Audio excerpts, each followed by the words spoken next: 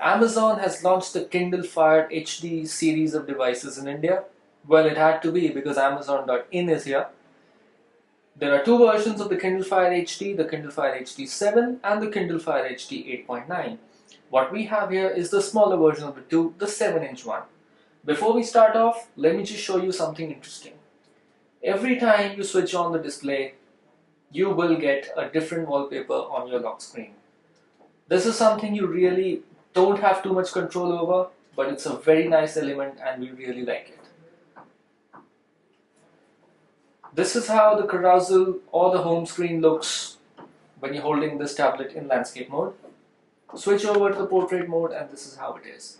If you notice a very critical change here, in the landscape mode, your content is the only content on the screen. You can't scroll up or down. In the portrait mode, what you get for every content that's highlighted, you get recommendations from the Amazon store below on the second half of the screen. That's a very neat element, something that we really like. Since we are into reading a lot of books, this is something rather interesting, and hopefully once Amazon gets the music and the videos store into India, this will be extended to that as well.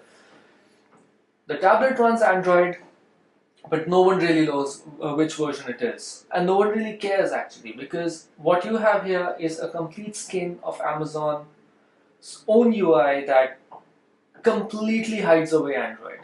The functionality is changed, the way it reacts to you is changed, the way your content is there is changed. On the top are the tabs: shop, games, apps, books, music, newsstand, audiobooks, etc. For stuff like music, videos, and photos and docs, you basically need to connect this to a PC and transfer your stuff on this. Like at the moment, we have a few videos on the device, but what you see missing here is a link to the store. Once the App Store in India, or once the Amazon store in India starts giving out videos as well, you will get that here. Let me just show you. For books, you get the link to the store right here. That's what I'm talking about. Fairly limited amount of settings. You really can't go wrong with it. You have the quick settings here for volume, brightness, wireless control, and quick syncing your device to the content that you've purchased from the Amazon store. More detailed settings here. You have the Dolby Audio Plus setting here, which you can turn on and off. Makes a lot of difference, by the way, in terms of the clarity of dialogue. If you turn this on, it's a lot better. So fairly limited device, but if you've already invested in the Amazon ecosystem, like you can see here, we have done for a lot of books, this is a device which will be rather interesting. I mean, you have your Kindle e-ink readers out there, but if you want something that can also run a few apps, you can download some apps, and you can put your music and videos on and carry with you on your next flight out of the country, this is a device which does fairly well. We tested the battery life of this device in comparison with the iPad mini. We had the same book open in the Kindle app on the iPad mini for about 20 minutes, and the battery discharge was exactly the same in both the devices. We kept everything constant, the brightness, even the page number of the book. Everything was constant. So this thing does fairly well in that regard.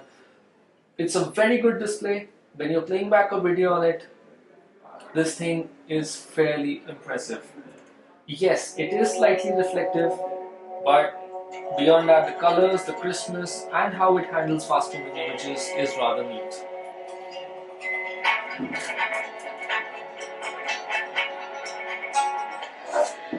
Listen to me, Jason. Yeah, sure. And I don't see any chance of it coming back. Let me just run you through now the build quality of the device. It's a fairly simple thing up front. You have your 7-inch screen, you have the front facing camera for Skype, and that's pretty much it. The only little niggle that I see in the front is the slightly thick bezel. Now, had this been slightly thinner than what it really is here in this tablet, it could have been a lot more easier to hold with a single hand. Now that's a big problem right now, but you can't really use it with the same hand that's holding the device. On the back, you have fairly good quality plastic, no rough edges at all. You cannot open the device, it's pretty well sealed away. This is the only shiny element on this device. You can see it has already got a few scratches on it. That's what happens with shiny finished devices. The two speakers here, beneath each of these grills sit two speakers each. So what you get is a combination of four speakers blurting out the audio. Like I said, the audio quality is fairly nice, and if you put in the headphones, then that's where you really enjoy the Dolby experience. This is where the connectivity options sit, the mini USB port for charging and data transfer, and a mini HDMI port for connecting this to the TV in case you want to play the games on a bigger screen. The volume rocker here and the power key along with the 3.5mm jack for headphones. The problem with these keys, these hardware keys, is they are a tad too flush with the rest of the panel. So in case I'm using the tablet like this, my finger can't really figure out where the buttons are. So I have to look here and then do what I'm supposed to do.